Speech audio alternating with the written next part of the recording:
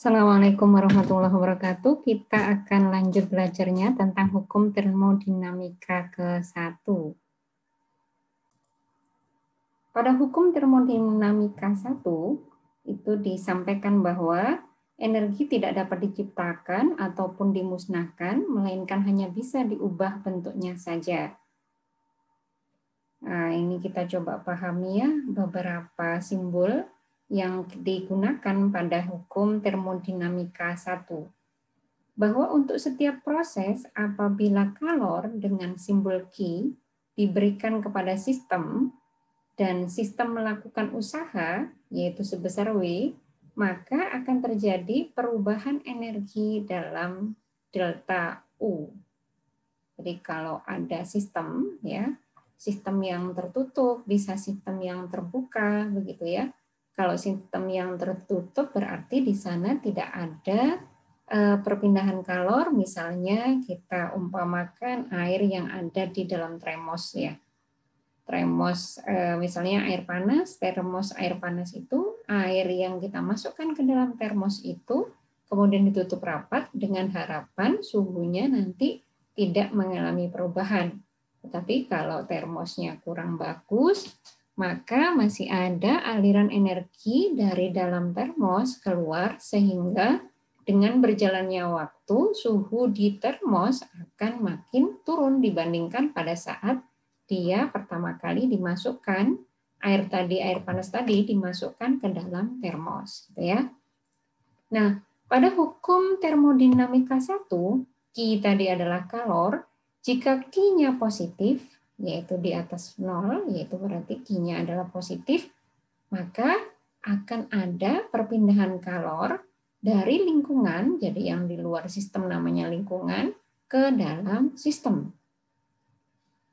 Begitu pula jika kemudian ada usahanya positif, maka ada perpindahan kalor dari lingkungan ke sistem. Selanjutnya, jika kalornya adalah negatif, maka ada perpindahan kalor dari sistem ke lingkungan. Kemudian kalau usahanya atau kerja itu adalah positif, kerjanya menghasilkan ada hasil bila ada perpindahan kalor dari sistem kepada lingkungan. Secara matematis kita tuliskan bahwa delta energi atau sama dengan Q dikurangi W. Q-nya adalah kalor, W-nya adalah usaha. Atau kalau ini mau tulis positif, maka kita pindahkan Q-nya sebelah kiri, W kita pindahkan ke sebelah kiri. Sehingga Q sama dengan delta U plus W. Satuannya harus sama-sama semuanya dalam joule. Karena penjumlahan tidak mungkin bisa dilaksanakan jika satuannya berbeda. Jadi semuanya harus sama, yaitu dalam joule. Selanjutnya adalah Q sama dengan tadi delta U plus W. Maka jika kalornya positif, maka sistem menerima panas. Jika kalornya negatif, maka sistem melepas panas. Itu ya. Jadi kalau kalornya positif, itu berarti sistem sedang menerima panas. Kalau negatif, sistem itu sedang melepas panas. Tentang perubahan energinya atau delta U, positif bila energi dalam sistem, energi dalamnya naik. Ya, energi di dalam sistem itu naik. Itu maka delta U-nya perubahannya positif. Ya, jadi kalau ada naik maka positif, jika turun maka delta U-nya ya itu adalah negatif. Kemudian usaha atau kerja atau W itu positif jika sistem melakukan usaha. Jika sistem menerima usaha, maka W-nya adalah negatif. Hal-hal seperti ini silakan dipahami atau dihafalkan terlebih dahulu untuk kita maju ke tahap berikutnya. Contoh, pada saat memanaskan air, maka kita memberikan kalor ke dalam sistem, yaitu air. Kalor yang diterima oleh air diberi tanda positif. Ya, kalau kita memanaskan air, maka kalor yang diterima oleh air disebut diberi tanda positif. Tetapi ketika kita mendinginkan air, maka kalor diserap oleh udara di sekitar air panas atau kalor keluar dari sistem. Kalornya, panasnya keluar, pergi dari sistem. Maka kalor diberi tanda negatif. Jadi kalau dia bertambah, ya, kalau dia bertambah, kalor yang diterima ada, maka atau naik, suhunya naik, maka karena kalornya ditambah, suhunya naik, maka kalornya positif. Jika melepas, maka kalornya negatif. Proses-proses hukum termodinamika. Proses termodinamika adalah perubahan keadaan yaitu pada gas, yaitu tekanan, volume, dan suhunya. Jadi perubahan pada gas itu terjadi bila tekanan, volume, maupun suhunya mengalami perubahan. Perubahan ini diiringi dengan perubahan kalor, usaha, dan energi dalamnya. Gas dalam ruang tertutup dapat mengalami beberapa proses. Jadi gas di ruang tertutup berarti tidak ada perpindahan gas dari sistem ke lingkungan. Ketika di dalam keadaan tertutup, hal-hal yang bisa terjadi pada gas yaitu proses isobarik, proses adiabatik, proses isotermik, dan proses isoporik. Nanti kita bahas satu persatu. Proses isobarik yaitu terjadi pada tekanan yang selalu konstan. Jadi misalnya V1 dan V2-nya diubah. V2 lebih besar daripada V1. Ya. Tekanannya dibuat tetap. Maka W-nya, ini W adalah P kali delta V. Ya. W sama dengan, atau usaha sama dengan P kali delta V. P-nya karena tetap, maka tidak ada P1, P2, P-nya hanya P saja kali delta V karena perubahan volume. Pada proses isobarik berlaku, karena isobarik itu tekanannya konstan, V2 per T2 sama dengan V1 per T1. Perubahan energi dalam sistem dinyatakan dengan persamaan delta V sama dengan, ya ini dari yang persamaan tadi yang sudah kita bahas, delta V sama dengan Q minus W. Selanjutnya adalah proses isotermik, yaitu proses pada suhu konstan. Suhunya dibuat konstan. Jadi V1 diubah menjadi V2. Maka tekanannya jika V2 dinaikkan, volumenya dinaikkan daripada V1, maka tekanannya, kita lihat, P2-nya di sebelah sini dan P1-nya sebelah sini. Jika volumenya dinaikkan, tentu tekanannya menjadi turun atau naik, yaitu adalah turun, ya. Jadi kalau volumenya diperbesar, kemarin-kemarin ilustrasinya misalnya isinya adalah 5 mahasiswa dalam satu kelas yang berukuran 5 kali 5 meter. Kemudian mahasiswa yang sama dimasukkan, dipindahkan, ya, dipindahkan, diajak berpindah kelas dengan ukuran ruangan 10 kali 10, artinya volume dinaikkan.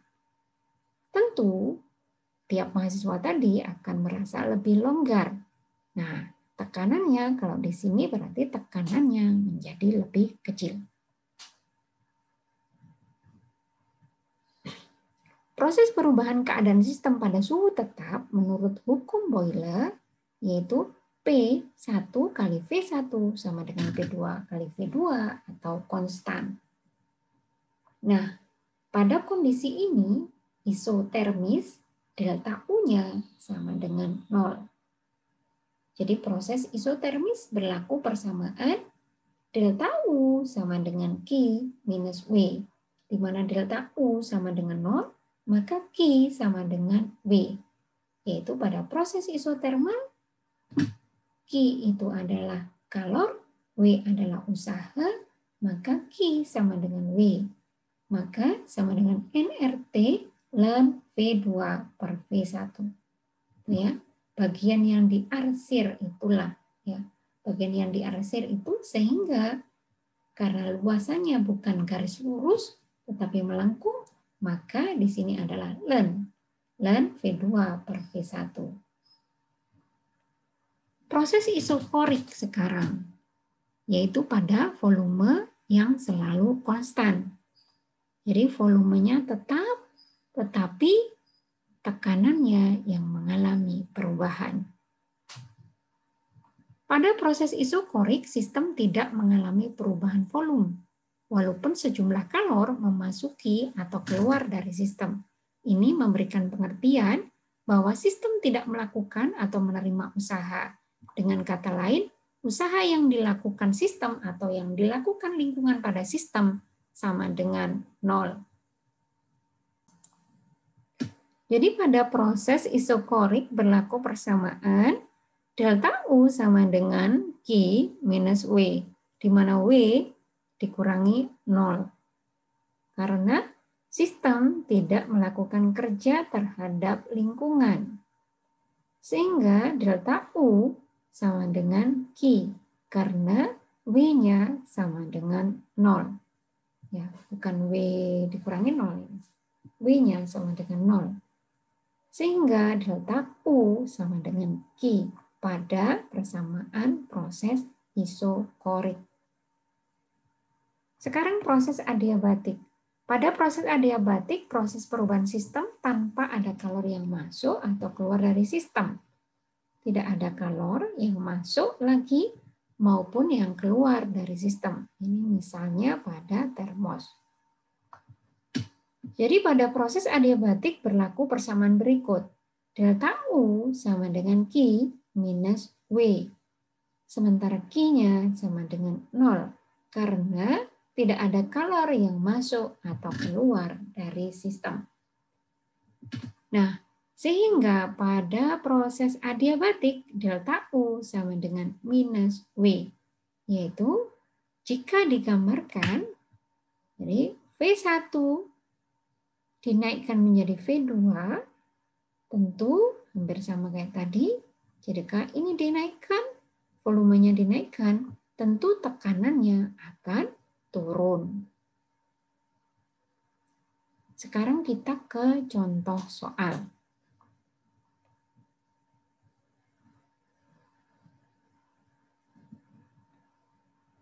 Contoh soal 1. Jika kalor sebanyak 2000 Joule ditambahkan pada sistem, sedangkan sistem melakukan kerja 1000 Joule, berapakah perubahan energi dalam sistem? Kita punya rumus delta U sama dengan Q minus W.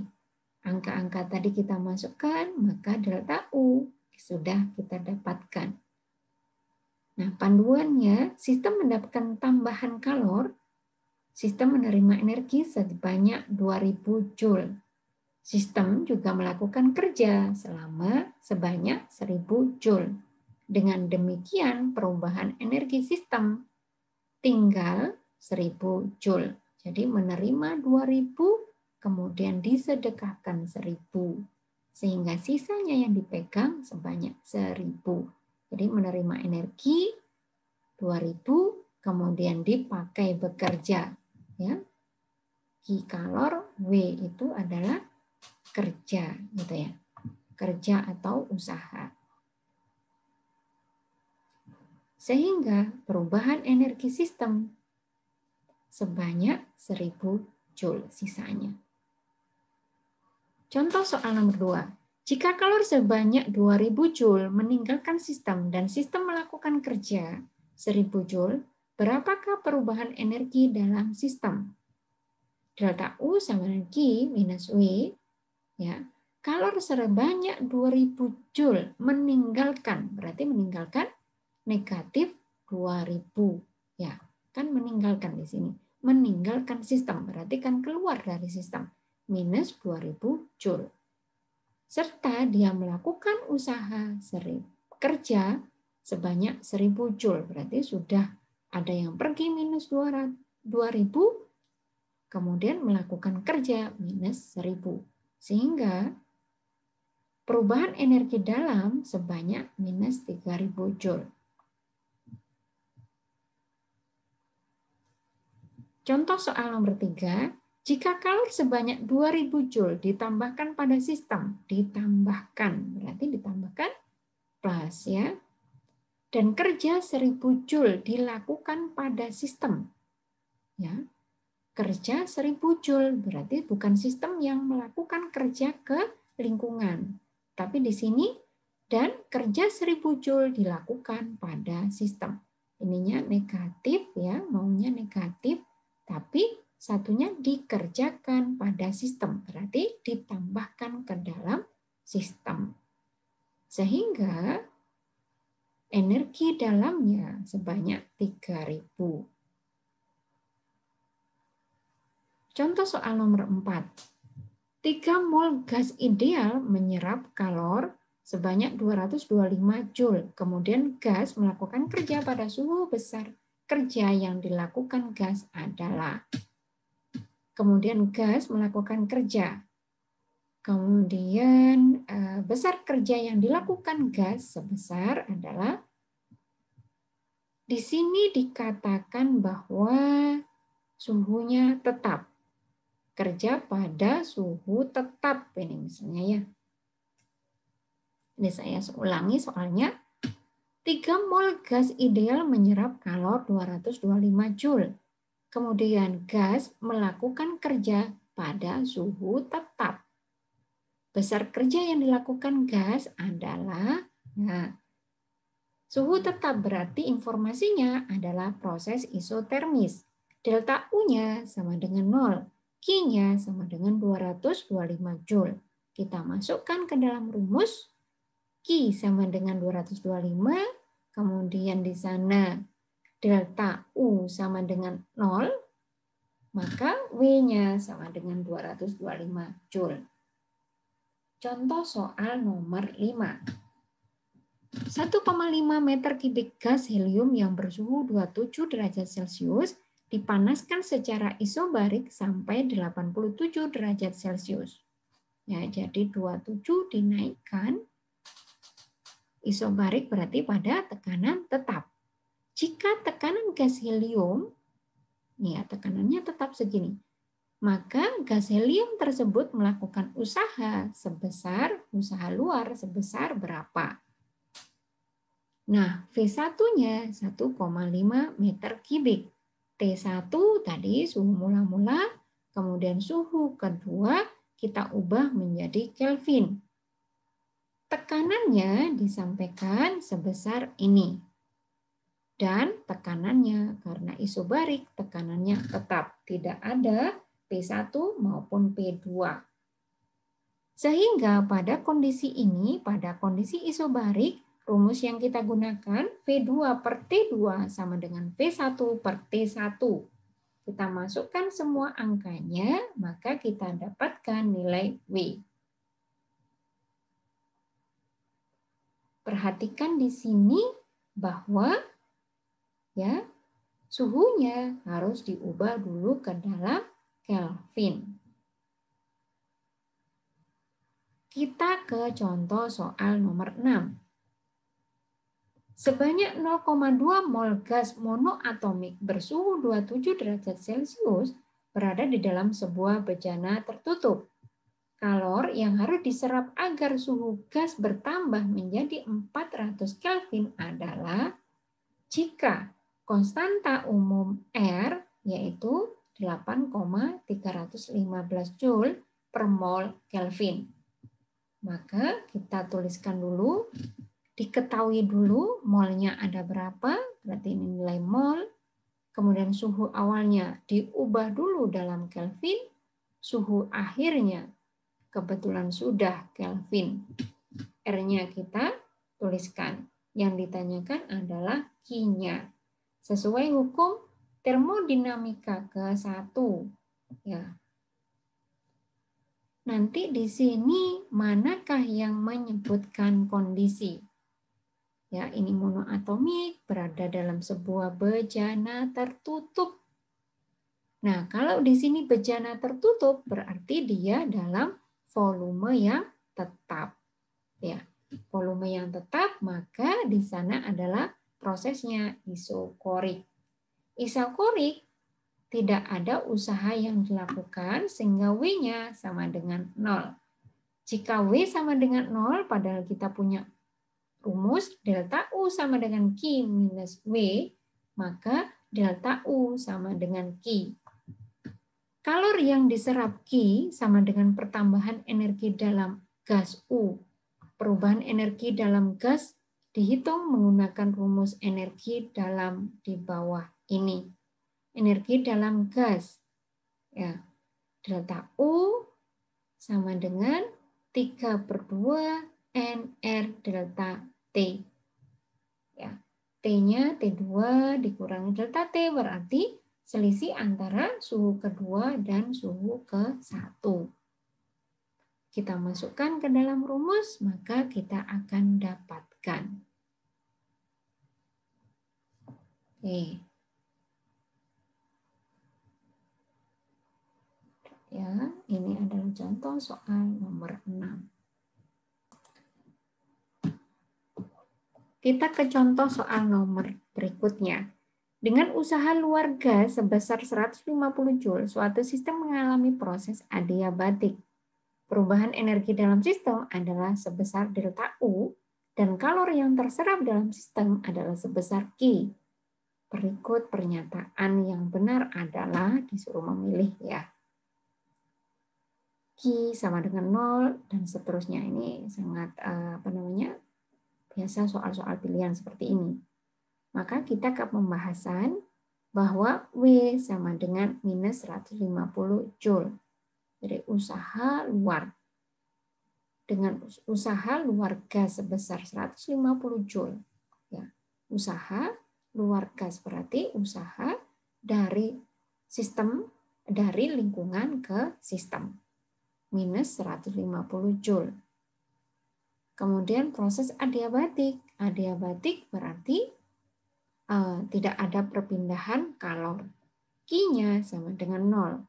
Maka berdasarkan hukum termo ke-1, delta U plus W sama dengan Q, delta U-nya sama dengan minus W. Ya, karena Q-nya sama dengan 0. Maka delta U sama dengan minus bagi minus. Maka delta U-nya positif. Ya. Jadi delta U yang ini tadi W sama dengan minus 150 Joule dari mana? Karena di sini ada kata-kata dengan usaha luar gas sebesar 150 Joule. Jadi usaha luar. Jadi usaha dari lingkungan ke dalam sistem. Ya. Demikian anak-anak materi kita tentang hukum termodinamika 1. Ini sumber-sumber referensinya. Kemudian terima kasih kepada teman-teman yang sudah membantu dalam persiapan PPT. Mudah-mudahan bermanfaat. Saya akhiri. Wassalamualaikum warahmatullahi wabarakatuh.